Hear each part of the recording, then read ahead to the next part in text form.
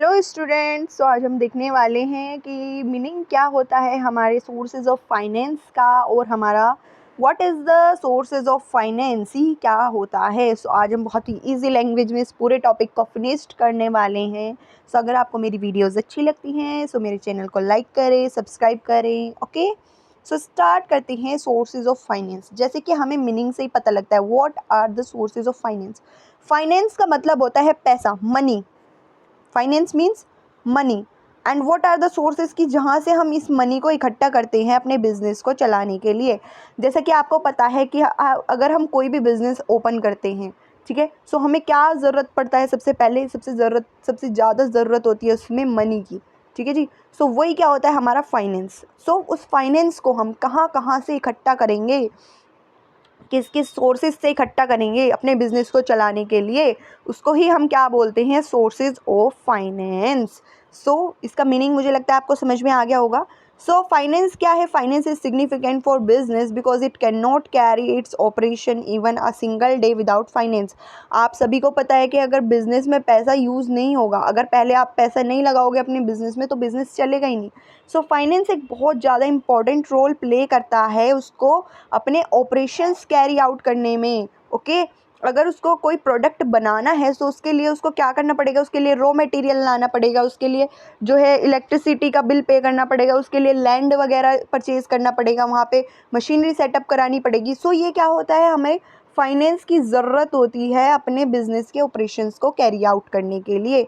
So finance हमारे business में एक बहुत ही ज़्यादा वेरी इंपॉर्टेंट रोल प्ले करता है, even a way every single day. Okay, it is important to search the sources from the where funds can be collected. और हमारे लिए ये भी इम्पॉर्टेंट हो जाता है कि हम किस सोर्सेज से अपने फ़ंड्स को इकट्ठा कर रहे हैं, कि सबसे पहले हमें उस सोर्सेज से अपने फ़ंड्स को इकट्ठा करना पड़ेगा जिसके थ्रू हमारी कॉस्ट कम आए और हमारा प्रॉफिट ज़्यादा से ज़्यादा हो। अगर हमारी कॉस्ट ज़्यादा आ रही है तो हमारा बिजनेस क्या करेगा, सफ़र्ड करेगा लॉस से।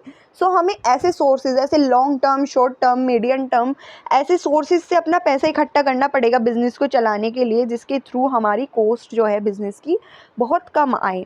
Okay, the selection of sources depend upon the amount of fund required. और ये हमारे किस किस फैक्टर पे डिपेंड करता है कि हम किस सोर्सेज से पैसा इकट्ठा करेंगे, कि हमें कितना पैसा रिक्वायर्ड है। अगर हमें कम पैसे रिक्वायर्ड होगा तो हम शॉर्ट टर्म फंड्स पे जाएंगे। अगर हमें ज़्यादा पैसा रिक्वायर्ड होगा, अगर हमें लैंड मशीनरीज वगैरह परचेज़ करनी है, फिक्स्ड एसेट्स परचेज़ करनी है, सो हम किस पे जाएंगे, long term sources of finance पे, क्योंकि वो हमें लॉन्ग टर्म के लिए लोन प्रोवाइड कराते हैं। ठीक है, और किस पे बेसिस करता है, नेचर ऑफ बिजनेस, कि हमारा स्मॉल बिजनेस है या बिग बिजनेस है। अगर हमारा स्मॉल बिजनेस होगा तो उसमें क्या रिक्वायर्ड होगा कि छोटे फंड से भी काम चल जाएगा, हमारा छोटे लोन से भी काम चल जाएगा। लेकिन अगर हमारा बड़ा बिजनेस है तो हमें क्या ज़रूरत पड़ेगी, हमें लॉन्ग टर्म लोन की ज़रूरत पड़ेगी। ओके, नेक्स्ट होता है रीपेमेंट पीरियड हमारा कैसा है, डेट इक्विटी मिक्स कैसा है। सो ये हमारे सोर्सेज ऑफ फाइनेंस डिपेंड करते हैं हमारी नेचर ऑफ बिजनेस पे and the amount of fund required by the business. Now the selection of sources of finance depend on the purpose of the which funds needed. और हमारा जो sources of finance है उस पर भी depend करता है कि किस पर्पज़ के लिए हम बिजनेस में पैसा चाहते हैं। सो classification of sources of finance. अब हमारा sources of finance basically 3 parts में डिवाइडेड है। 3 पार्ट्स में कैसे है कि हमें ये पैसा जो है 3 पार्ट्स में मिल सकता है। या तो हम जो है as per the tenure of repayment, मतलब हमें लॉन्ग टर्म के लिए, शॉर्ट टर्म के लिए या मीडियम टर्म के लिए अगर हमें लोन चाहिए, सो ये किस में क्लासिफाइड है, according to the tenure and repayment of repayment. So अगर हमें लॉन्ग टर्म के लिए अपने बिजनेस में फाइनेंस या फिर लोन या फिर पैसा चाहिए अपने बिजनेस को ऑपरेट करने के लिए, लाइक हमें फिक्स्ड एसेट्स खरीदनी है, हमें मशीनरी खरीदनी है, सो हमें किसकी ज़रूरत पड़ेगी, इक्विटी शेयर्स, प्रेफरेंस शेयर्स को इशू करना पड़ेगा जिसका टेन्योर मोर देन 10 ईयर्स होता है।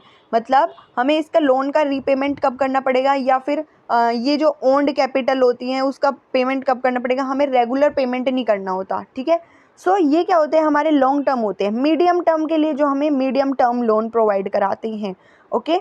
जैसे कि debenture, lease financing, term loan, और शॉर्ट टर्म पीरियड हमारा वो होते हैं जो शॉर्ट टर्म लोन प्रोवाइड करा देते हैं बिजनेस को कि आप अपना ऑपरेशन कीजिए, हम आपको शॉर्ट टर्म के लिए विद इन अ ईयर के लिए, कि 1 साल के लिए हम आपको क्या देंगे, उधार पैसा देंगे, और आप हमें क्या कर देना, 1 साल के बाद उसका रीपेमेंट कर देना विद इंटरेस्ट के साथ में।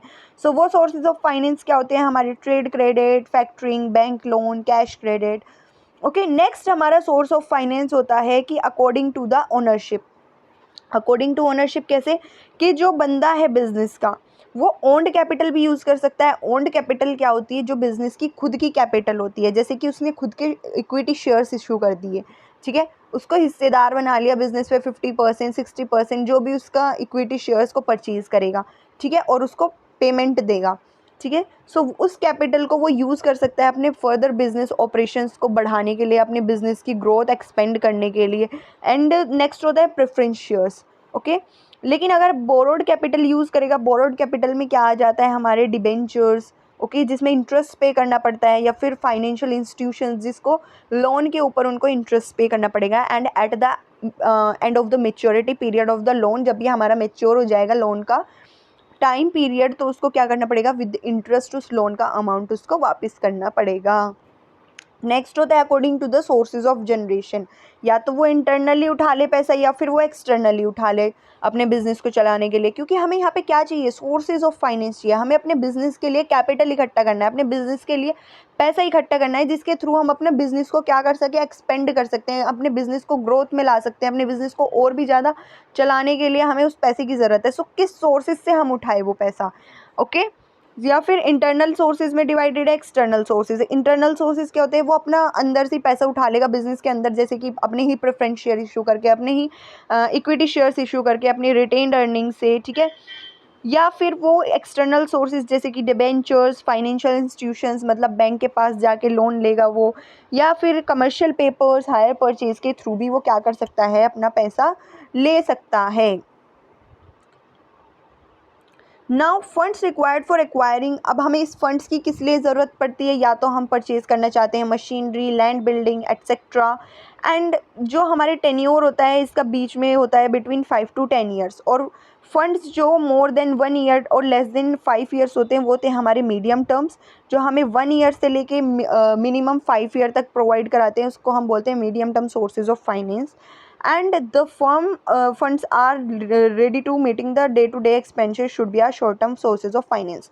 मतलब जो बिजनेस के डेली एक्सपेंसेस को मीट करने में हेल्प करते हैं वो प्रोवाइड कराते हैं हमारे शॉर्ट टर्म फाइनेंसेस। अब देखते हैं कि हमारे ये सब क्या होते हैं, long term finance, medium term finance, short term finance. So start करते हैं कि हमारा लॉन्ग टर्म फाइनेंस क्या होगा, sources of finance. Now, a firm needed funds to purchase fixed assets such as land, plant, machinery, furniture, etc. एक firm किस लिए पैसा लेगी, अगर उसको लॉन्ग टर्म के लिए चाहिए तो वो लेगी कि अगर उसको फिक्स्ड एसेट खरीदनी है, क्योंकि फिक्स्ड एसेट के लिए हमें किसी छोटे मोटे अमाउंट से हमारा फिक्स्ड एसेट्स नहीं आ जाती।